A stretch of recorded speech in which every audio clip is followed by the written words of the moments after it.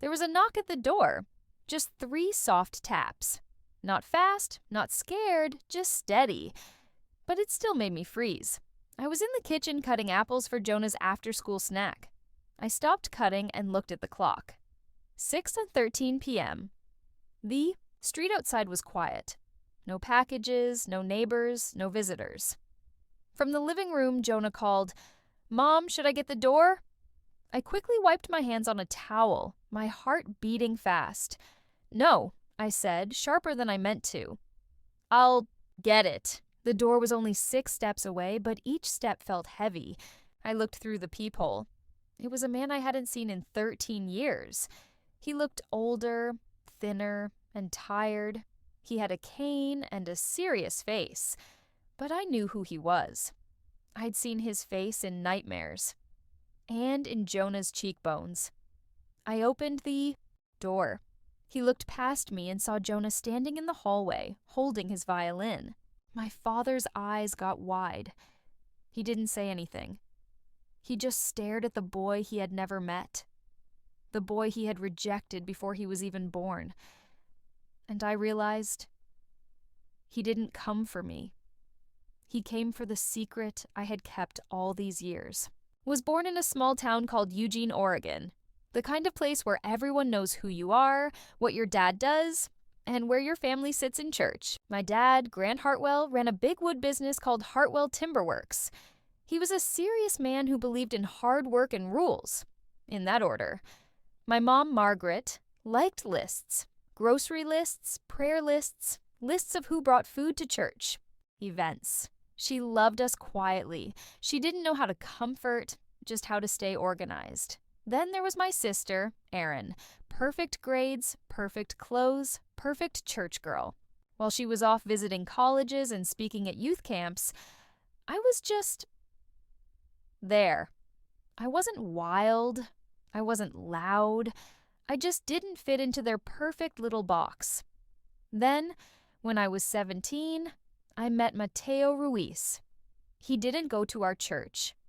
He didn't live on our side of town. His parents owned a flower shop.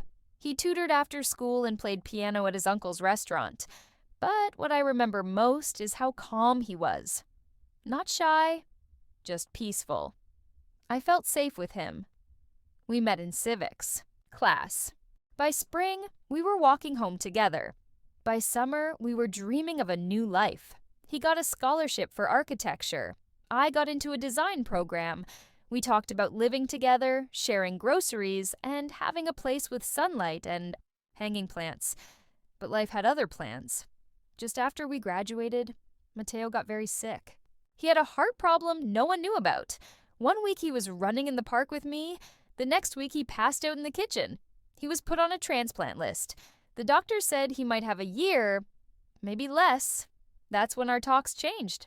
From college plans to, what if I'm not here? We decided to have a baby. Not by accident, but as a way to keep a piece of him alive. I wanted to tell my family. I really did. I wanted to wait until things were calm, until I could explain everything. I imagined telling them at the dinner table, with Mateo next to me. I thought if they saw the sadness in his eyes, they'd understand. But I never got that chance. One Saturday, I came home from the hospital, and the house felt strange. My mom was holding a tissue, dabbing at her lips. My dad was standing by the window. On the coffee table was my pregnancy test, the one I'd hidden in my drawer. They had found it. "Sit," my dad said. Just one word. I sat. Before I could say anything, he turned and asked, "Who is he?" "Mateo," I said. "That boy?" he snapped. "That Ruiz kid?" I nodded. "Does he even have papers?" "He was born here." "That's not what I asked." I opened my mouth to explain about the sickness, about our choice, but he raised his hand. "You will fix this," he said, "or you will leave this house tonight." I looked at my mom. I was begging her with my eyes, but she just whispered, "We only wanted the best for you." Then came the worst part. My sister Erin walked in holding my sketchbook. the one with the ultrasound hidden inside. "You shouldn't have lied," she said. "I had to tell them." She said it like she was helping. "You had to?" I whispered. My dad shouted, "You've shamed this family. You think carrying a child like that honors God? You leave with that baby. You're no longer my daughter." I stood up, shaking. "You stopped being my father," I said, "the moment my child became a sin to you." And I left.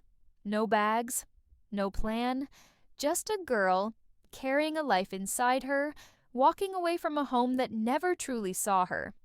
I didn't scream. I didn't post anything online. I just vanished. That night, I slept in my car behind the old grocery store. I put on a hoodie and curled up, one hand on my belly. I was scared, but I wasn't alone. During the day, I asked for jobs. Some laughed. Some said to come back after the baby. Finally, one gym gave me a cleaning job. It paid just enough. I learned which gas stations let you sit inside, which diners gave free water, and which parking lots had cameras but no guards. I became invisible in my own hometown. I didn't want pity. I just wanted a fresh start. After 3 weeks, I fainted at work. I hadn't eaten that day. I woke up on the floor, someone holding an ice pack to my neck. "Lily Hartwell?" the woman asked. I knew you. I used to teach you art." "Ninth grade," I said weakly. "Ms. Dunley?" She didn't ask about my parents. She didn't ask why I was working while pregnant. She just said, "You're not sleeping in your car tonight? Come on, I have a guest room and too many quilts." That night, in her warm, spare room, I cried harder than I had in months. Psitela's bed was soft. The sheets smelled like lavender. She brought me tea and just sat with me. She didn't try to fix me. She just saw me. She became my first safe place. She helped me sign up for a GED, find a clinic, and get food help without feeling ashamed. For the first time since Mateo, I didn't feel invisible. Jonah was born on a rainy Tuesday morning. The sky was gray, but when he cried, it felt like the sun came out. He was small, with dark hair and wise eyes. I held him and said, "Your dad would have loved you. You look just like him when you're mad." We stayed at the hospital for 2 days. Ms. Dunley brought a blanket she made and a stuffed owl from her classroom. My family never came. No flowers, no phone call, not even a name on the hospital visitor log. I wasn't surprised. But surprise isn't required for heartbreak. The first weeks were a blur of midnight feedings and quiet crying. Not Jonah's. Mine. There were mornings I sat on the nursery floor, back against the wall, just staring at the bassinet, wondering if I was enough. No income, no partner, no family, just me and this tiny soul who depended on me for everything. I loved him fiercely. But love doesn't cancel exhaustion or fear or that sinking suspicion that maybe they were right to doubt me. At 3 weeks, I wrote a letter to my parents. Short, careful. I enclosed a photo of Jonah in a blue blanket, eyes wide, little fists, curled like he was already fighting for space in this world. On the back, I wrote, "Your grandson, Jonah Ruiz Hartwell, born December 12th. He's healthy, he's strong, he deserves to be known." I mailed it without a return address. Just in case. Just a thread tossed into the dark, hoping someone might catch it. 3 weeks passed. Nothing came back. I checked the mailbox every day, telling myself I wasn't really expecting anything. Told myself I was strong, that we were fine, that I didn't need them. But when the mailbox stayed empty day after day, I stopped lying to myself. They had chosen silence. And that choice echoed louder than any rejection could. Jonah turned 1 month old with just the 2 of us, and a cupcake we didn't eat. I lit a candle, held him close, and whispered, "You're still here." And I'm still here, and maybe that's enough. I passed my GED 6 months after Jonah was born. It wasn't easy. I studied between feedings, memorized math formulas with Jonah asleep on my chest. Ms. Dunley quizzed me over breakfast, her coffee going cold as she explained fractions for the third time. When the envelope came in the mail with my passing scores, I cried, not because I doubted I could do it, but because, for the first time in over a year, something said, "You're still moving forward." Jonah learned to crawl in that same apartment. He babbled his first word, "baw," at the edge of a worn rug while I filled out job applications. By the time he turned 2, I had enrolled in community college for digital design. I'd always loved sketching, shapes, fonts, colors. As a kid, I'd draw fake cereal boxes and poster ads just to see if I could make them look real. Now, I was learning how to turn that into a career. I worked nights cleaning offices, weekends at a secondhand bookstore. My body was tired, but my mind, it felt alive again. The first time a local coffee shop paid me $75 to design their logo, I stared at the check for 5 full minutes before depositing it. I used the money to buy Jonah new shoes and a box of real art markers. Not the dollar store kind, the good ones. By the time I finished my degree, I had a handful of freelance clients. A friend of a friend offered me a desk in her co-working space. Within a year, I filed the papers for my own business, Hartwell Design Studio. Not for the name I came from, but for the name I rebuilt. Jonah started preschool. He loved puzzles, Legos, anything he could build and take apart. At night, I'd find him lining up crayons in color order, humming to himself. He had his father's calm, his focus, and every time I watched him sleep, I knew.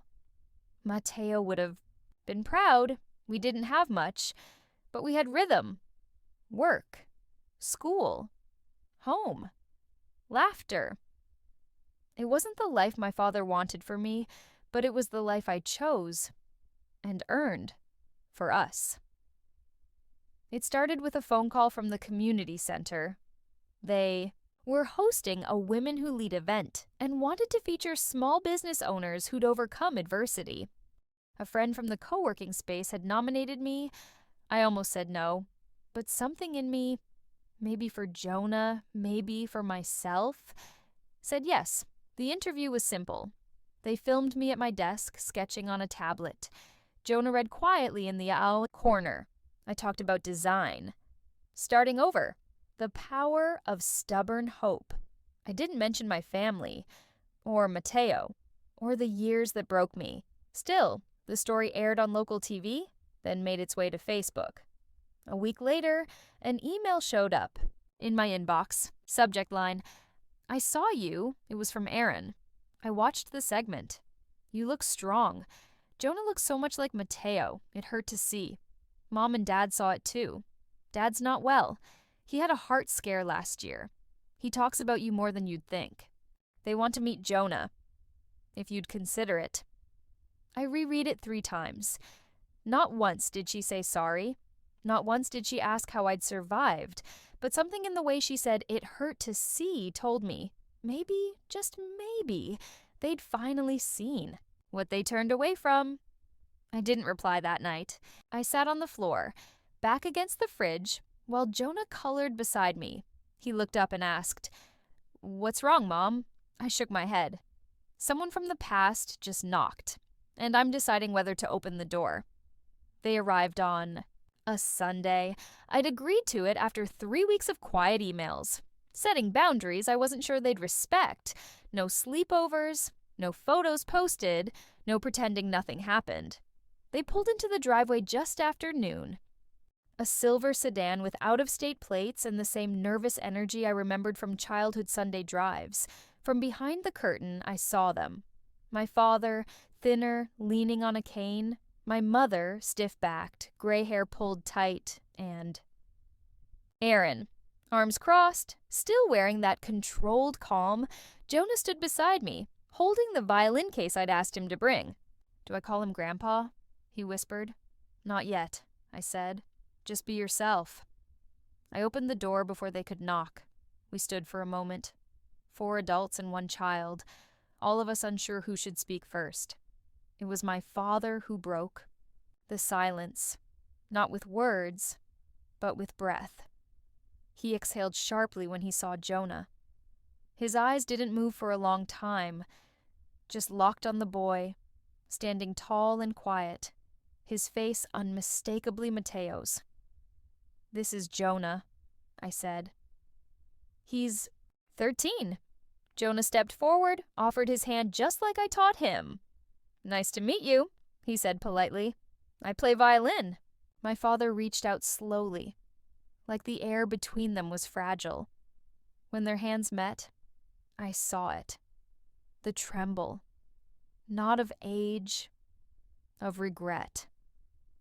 My mother spoke next, voice trembling. "You kept his name." "I kept everything," I replied. They stepped. Inside, I led them to the living room where Jonah's photos lined the mantel. First day of school, first piano recital, science fair ribbon. And in the center, a black and white photo of Mateo at 17, smiling in a suit too big for him. My father's eyes landed there. His mouth opened, then closed again. "We didn't know," he said finally. "You didn't? Ask," I answered. Jonah moved to the corner and began to play. Soft, slow notes, just enough to fill the room. The melody was one he wrote himself. He called it Found. Nobody spoke for a while, not because there was nothing to say, but because the sound of what had been lost was louder than any apology. When the music faded, Jonah placed the violin in its case, then quietly left the room. Didn't need to stay. He had already said more than any of us could. I looked at the 3 people across from me, the ones who once watched me walk away and said nothing. "You said you didn't know," I began. "So let me tell you." And I did. Told them about Mateo's diagnosis, about the night we made our choice, not from recklessness, but from love, grief, and hope. I told them about the hospital visits, the transplant list, the goodbyes, about fainting at the gym, about the backseat of my car, about giving birth, alone, about mailing a photo and getting nothing in return. No one interrupted. My father sat, hands folded tight, jaw clenched, eyes glassy. My mother cried softly, a tissue crumpled in her lap. When I finished, Aaron whispered, "I didn't know it was that bad." "You didn't ask," I repeated. My father finally spoke. "I thought I was protecting the family. I thought I was doing the right thing." "You protected an image," I said. "Not a daughter." Silence again, then softer. "I was wrong. I see that now." I believed him, not because the words were eloquent, but because they cost him something to say. My mother reached for my hand. "I kept the photo," she said. "The one you sent. It's still in my drawer. I look at it every Christmas. It should have made me feel better, but sometimes memory without presence hurts more than forgetting." I nodded. "I'm not here to punish you, but if you want a place in Jonah's life, it comes with conditions." "Anything," my father said. "You show up. You don't make him feel like a mistake. And you never, ever try to rewrite what happened." They both nodded. "He deserves the truth," I said. "So do you," my mother replied. "We failed you, and we'll carry that." I didn't smile. I didn't offer forgiveness. But I didn't send them away. Sometimes healing starts just by staying in the room after the truth has been spoken.